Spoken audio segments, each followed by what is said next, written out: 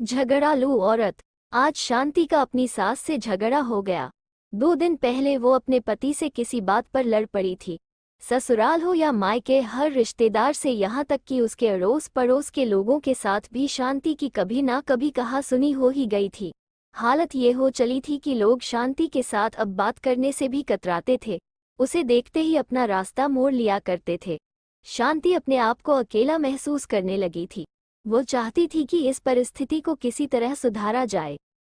उसे ये तो पता था कि लोगों का उससे दूर होने का कारण उसके झगड़े थे, लेकिन वो यह नहीं समझ पा रही थी कि यह झगड़े कैसे जाते हैं। उसने इस सवाल का जवाब ढूंढने के लिए अपने कुछ बुजुर्गों से पूछा, कई किताबें पढ़ डाली, इंटरनेट पर कई ब्लॉग्स चेक किए, लेकिन उसे कहीं पर भी संतुष्टकारक जवाब नहीं मिला। एक दिन शांति के दरवाजे पर एक फकीर भीख मांगने आया। शांति उसे भीख देने के लिए आटा लेकर आई। उसे लगा कि शायद उसके सवाल का जवाब ये फकीर उसे दे सकता है, इसलिए उसने उस फकीर से भी वो सवाल पूछ लिया। शांति ने फकीर से पूछा, फकीर बाबा, क्या आप जानते हैं कि झगड़े होने का सबसे बड़ा कारण क्या है? फकीर ने शांति की तरफ देखा और बोला, मैं यहाँ पर भिक्षा लेने आया हूँ और तुम हो कि मुझसे ये फालतू के सवाल कर रही हो? फकीर की बात सुनते ही शांति को बहुत गुस्सा आया।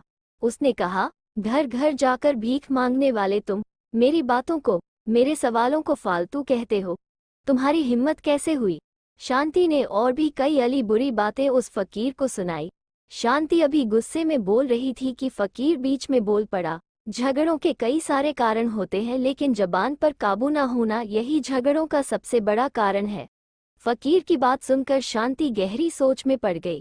फकीर ने भिक्षा का आटा लिया और वहां से चला गया। तो दोस्तों, आपको ये कहानी कैसी लगी? अगर वीडियो अच्छी लगी तो चैनल को लाइक, कमेंट, सब्सक्राइब जरूर करें। धन्यवाद।